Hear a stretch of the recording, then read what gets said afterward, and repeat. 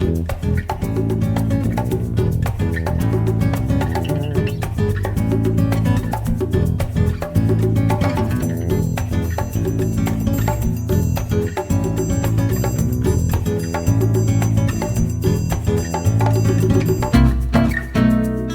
Newsletter TV, the Quilters community, is brought to you by Husqvarna Viking, keeping the world sewing for over 140 years.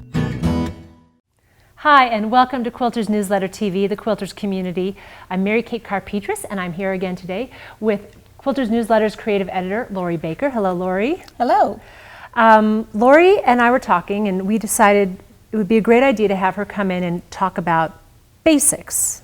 As we were saying, sometimes we assume that people are drawing their information from so many sources these days that maybe we've skipped something, right? That's right. So we'd like to talk about just some of the things that we've always assumed everyone knows and we realize people don't. So I want to start with tools. Quilters tools are fairly basic. We need a rotary cutting mat, and this is one of those things that from personal experience, I know that I want the biggest one I have room for. Right. Just because there's always something, the edge of a quilt or whatever, that it's nice to be able to use a larger mat.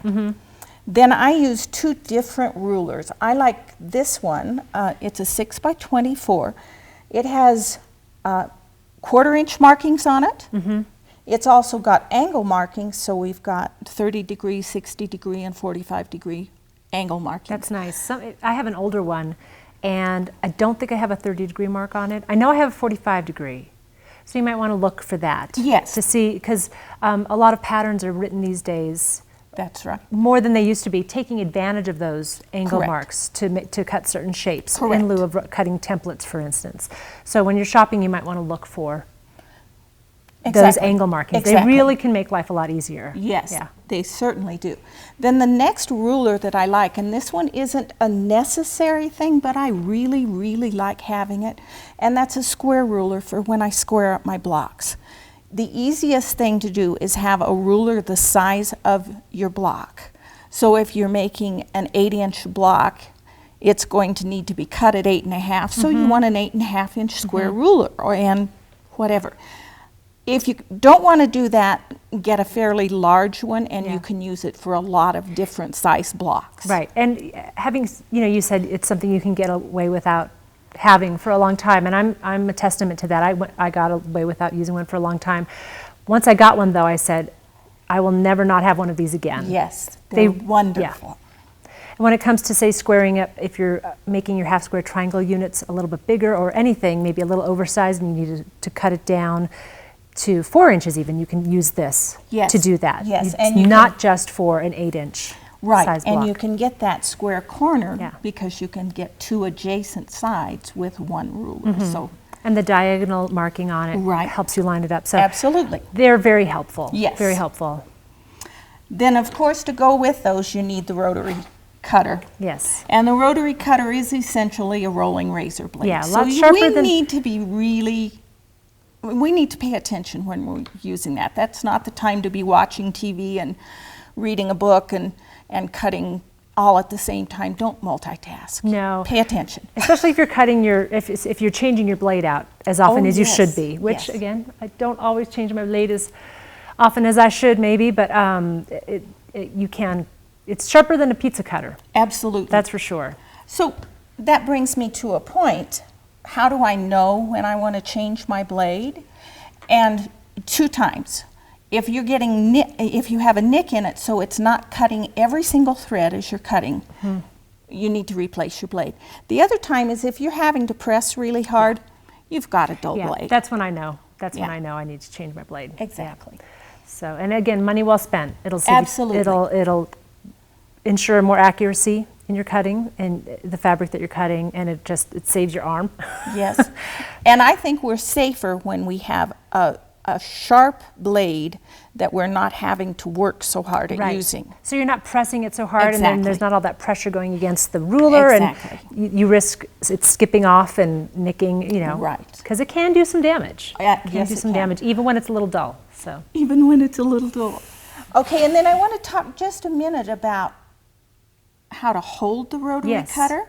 So when we're cutting fabric, first of all, we want our hand that we're holding the ruler with safe.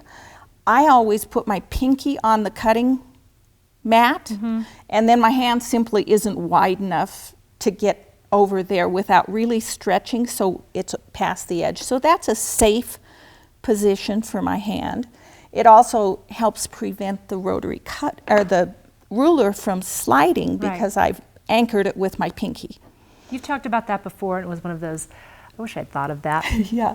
Now I do it all the time. I'm not sure where I even heard that, but it's a really great idea. And then the other thing with your rotary cutter is you want it straight up and down. You don't want it leaning this way, you don't want it leaning that way, because then you're not getting an accurate cut. Right, you don't want it angled into the ruler. Right, so we're just going to run it right along the side of the ruler, straight up and down. And if you've got one of these rotary cutters that the blade doesn't automatically retract, be sure that each time you lay it down.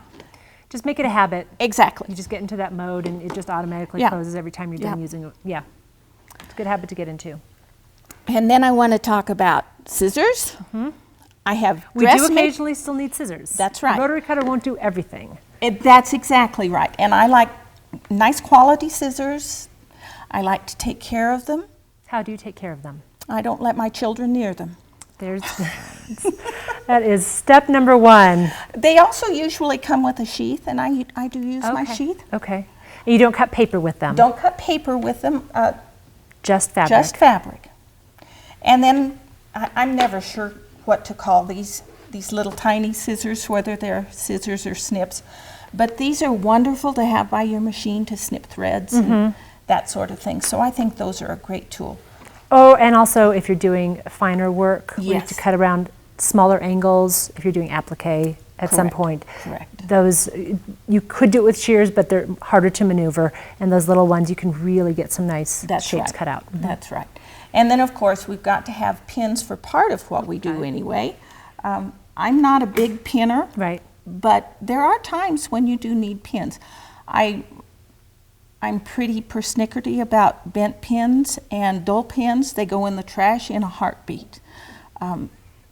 They're not expensive, and there's no point in our fun being frustrating, which is what I think it is when our pins are not straightened, when they won't pierce the fabric correctly. So I just throw them away if they're not good. What kind of pin? I know I said you don't use pins a lot. Not a lot. What should people look for in terms of glass head pins? Yes, I really recommend glass head pins, because if you press over them, and we don't try to press over our pins usually, but if you do, it's not going to melt that head, and then you're not going to have a mess on your iron and maybe a mess on your fabric. So I like glass head pins. I prefer a little bit bigger pin, but that's because they're easier to grab onto. If you have really good motor skills or little hands, smaller pins are actually better. You're talking about the heads of the pins. No, I'm talking about the actual pin. Oh, okay. So I use fairly long pins just because they're easier to hang on to. I see. Okay. But it's sort of a preference thing, It as is. you were saying. Yes. Not expensive, so you can, if this packet's not working for you, you can buy another one. Exactly. Somebody else can use the ones that you don't want. So. Exactly. All right. And then here's one of my favorite tools of all time, and that's a 1/4-inch foot with a guide. And most sewing machine brands have them. The guide is this little silver flange over on the right hand. Why don't you turn that over so that they can see it? So this little silver guide rides right along the edge, the cut edge of your fabric. Right. And when it says 1/4-inch foot, they're measuring from the needle hole to that flange. Correct. Now, you can play with that by the position of your needle. That's right. And even with this foot, I'm sure you can see that there's just a single hole in there, but there's enough room that you can tweak needle position one click to the right or one click to the left. So whatever it takes to get your 1/4-inch measurement you can do that by changing your needle position just a little bit. If you don't have the 1/4 inch foot, you can still get that 1/4 inch seam with your other foot by adjusting your needle position.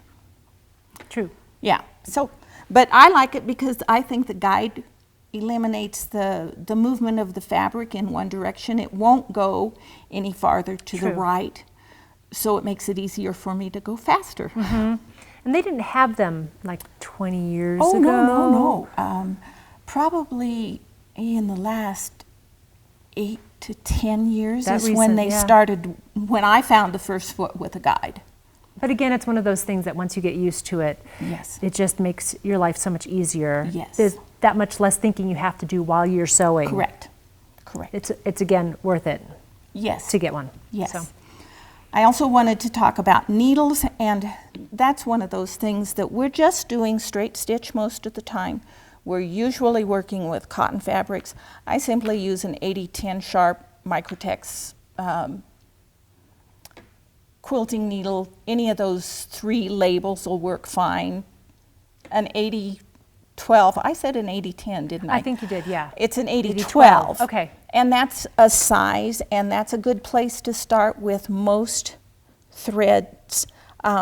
If your thread is not feeding nicely, then you might need to change needle size, but most of the time an 80-12 will work with a typical quilting thread. If it wasn't feeding nicely, would you go up a size or down a size? I mean, what would you do? If it's not feeding through the eye of the needle, you want to get a bigger one. Change to a bigger needle. And needles are funny that way.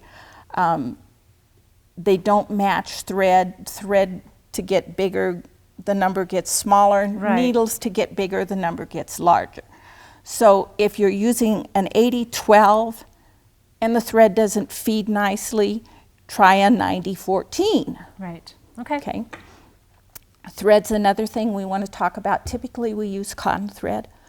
But even then there are variations. Lots of variations in how they're made. I like to look for long staple because that means that the thread is going to be sturdier. Can we talk about what staple means?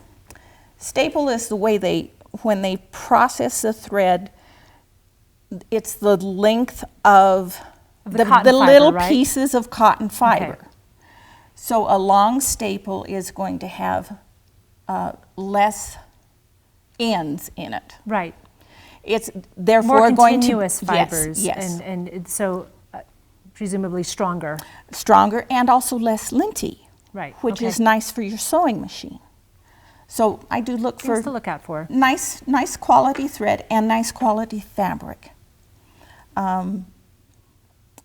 We put in a lot of work on our quilts, and it just doesn't make sense to use a fabric or a thread that's not going to last nicely.